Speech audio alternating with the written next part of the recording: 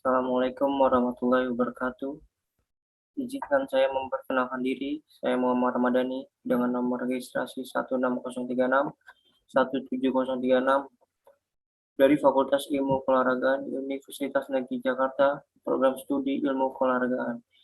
Izinkan saya untuk mempresentasikan hasil skripsi saya dengan yang berjudul Tingkat Pemahaman tentang Pencegahan dan Penanganan Cedera di Lapangan pada Pemain Al-Jazair Futsal Academy. Slide selanjutnya, saya akan menjelaskan yang pertama ada pendahuluan, yang kedua ada kajian teoretik, ketiga ada metodologi penelitian, keempat ada hasil penelitian, dan kelima kesimpulan dan saran. Pada pendahuluan, latar belakang, cedera merupakan suatu kerusakan pada struktur atau fungsi tubuh yang dikarenakan paksaan atau tekanan fisik. Cedera sering dialami oleh seorang atlet, seperti goresan, robek pada ligamen, atau patah tulang karena terjatuh. Atlet yang mengalami cedera akan merasakan kesulitan untuk melakukan aktivitas sehari-hari, latihan, atau melakukan pertandingan. Cedera yang dialami atlet harus secepatnya dilakukan penanganan untuk menghindari cedera yang berkelanjutan, seperti mengalami kelumpuhan, cacat fisik, bahkan bisa menimbulkan trauma yang menyebabkan atlet tidak mau bermain futsal kembali, menurut Sudi Jandoko pada tahun 2010. Selanjutnya, saya akan menjelaskan kajian teoretik. Pada kajian teoretik, saya akan menjelaskan yang utama ada hakikat pemahaman, hakikat cedera, pencegahan cedera, penanganan cedera, dan yang terakhir ada hakikat futsal. Yang pertama ada hakikat pemahaman. Pemahaman menurut Kamus Besar Bahasa Indonesia adalah proses, cara, perbuatan, memahami, atau memahamkan. Pemahaman juga berarti memiliki pengetahuan yang luas dan banyak. Selanjutnya ada hakikat cedera. Cedera olahraga adalah segala macam cedera yang terjadi di lapangan pada saat latihan ataupun pada waktu pertandingan ataupun sesudah pertandingan. Menurut Hadianto Wibowo pada tahun 1995. Menurut Taylor pada tahun 2002, pada dasarnya ada dua jenis cedera yang sering terjadi dalam dunia olahraga, yaitu yang pertama ada cedera akut dan yang kedua ada cedera kronis. Selanjutnya ada pencegahan cedera. Langkah-langkah pencegahan olahraga dibagi menjadi tiga. Yang pertama ada pencegahan primer, yaitu pencegahan cedera sebelum terjadinya cedera. Yang kedua ada pencegahan sekunder, suatu pencegahan agar cedera tidak menjadi lebih parah.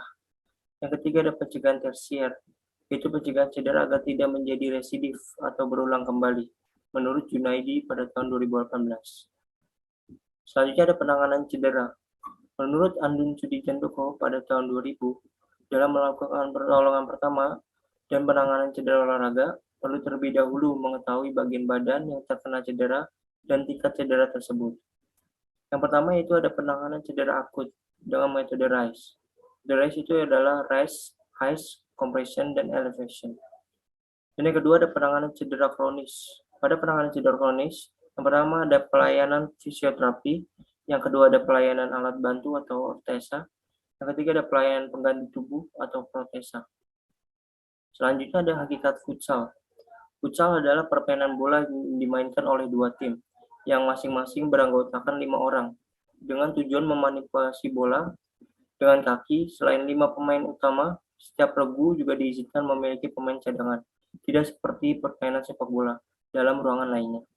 Lapangan futsal dibatasi dengan garis, bukan net atau papan, menurut Tenang pada tahun 2008. Selanjutnya, di bab 3 ada metodologi penelitian. Pada metode penelitian, yang pertama ada tujuan penelitian, yaitu untuk mengetahui seberapa besar tingkat pemahaman tentang pencegahan dan penanganan cedera di lapangan dalam latihan ataupun bertanding terhadap pemain futsal Al-Jazair Futsal Academy. Yang kedua ada tempat dan waktu penelitian. Tempat penelitian data dilakukan secara online melalui Google Form. Penelitian ini dilakukan pada tanggal 13 Februari pada tahun 2022. Selanjutnya ada metode penelitian. Metode yang digunakan dalam penelitian ini adalah metode survei dengan teknik pengumpulan data berupa kuesioner. Dan yang terakhir ada populasi dan sampel. Populasi sebanyak 22 orang. Sampel yang digunakan yaitu teknik total sampling. Selanjutnya ada teknik pengumpulan data. Teknik ini dilakukan dengan menyebar suatu data pernyataan yang berupa formulir diajukan secara online kepada pemain futsal Al-Jazair Futsal Academy. Selanjutnya ada instrumen penelitian. Pada instrumen penelitian, ini akan menggunakan instrumen yakni kuesioner tertutup. Pada penelitian ini menggunakan skala Goodman. Kuesioner akan menyediakan beberapa pernyataan mengenai pencegahan dan penanganan cedera olahraga dengan jawaban yang disediakan pada kolom selanjutnya, yaitu jawaban tahu dan tidak tahu. Selanjutnya ada teknik analisis data. Menurut Sugiono pada tahun 2008, rumus untuk menghitung frekuensi relatif atau persentase yaitu P sama dengan F dibagi N dikali 100%. Dengan keterangan P sama dengan persentase jawaban, F sama dengan jumlah frekuensi jawaban, dan N sama dengan jumlah subjek atau responden. Selanjutnya ada hasil penelitian. Yang pertama ada deskripsi data penelitian. Pada faktor pencegahan cedera, terdapat indikator primer, sekunder, dan tersier. Pada indikator primer, nilai terendah itu 0, nilai tertinggi itu 5, nilai rata-rata 4,45, nilai median 5,0, dan nilai modus 5. Pada indikator sekunder, nilai terendahnya 1, nilai tertingginya 3, nilai rata-rata 2,68, nilai mediannya 3,0, dan nilai modus 3. Pada indikator tersier, nilai terendahnya 0, nilai tertingginya 3, nilai rata-rata 2,27, nilai mediannya 3,0, dan nilai modusnya 3. Pada faktor penanganan cedera, terdapat dua indikator, yaitu indikator akut dan juga kronis. Pada indikator akut, nilai terendahnya itu 2, nilai tertingginya 7, nilai rata-rata 5,86, nilai mediannya 6,5, nilai modusnya 7. Pada indikator kronis, nilai terendahnya 1, nilai tertingginya 6, nilai rata-rata 3,73, nilai medianya 4,0, dan nilai modusnya. Selanjutnya, ada kesimpulan dan syarat. Yang pertama ada kesimpulan. Kesimpulan pertama itu tingkat pemahaman tentang pencegahan cedera di lapangan pada pemain futsal Al-Jazair Futsal Academy berada pada kategori baik, dilihat dari nilai rata-rata. Kesimpulan kedua yaitu tingkat pemahaman tentang penanganan cedera di lapangan pada pemain futsal Al-Jazair Futsal Academy berada pada kategori baik, dilihat dari nilai rata-rata. Selanjutnya ada saran. Saran pertama itu cedera merupakan salah satu hal yang paling menakutkan bagi seluruh pemain futsal.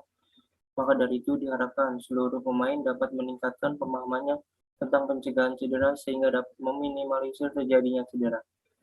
Saran kedua, yaitu selain pencegahan, pemahaman tentang penanganan terhadap cedera juga harus ditingkatkan agar apabila terjadinya cedera di lapangan dapat ditangani dengan tepat. Pada saran ketiga, masih banyak faktor lain yang dapat mengukur pemahaman pemain futsal, maka diharapkan peneliti dapat mencari variabel-variabel atau faktor-faktor lainnya. Mungkin sekian presentasi yang bisa saya sampaikan, kurang lebihnya mohon maaf saya ucapkan. Assalamualaikum warahmatullahi wabarakatuh.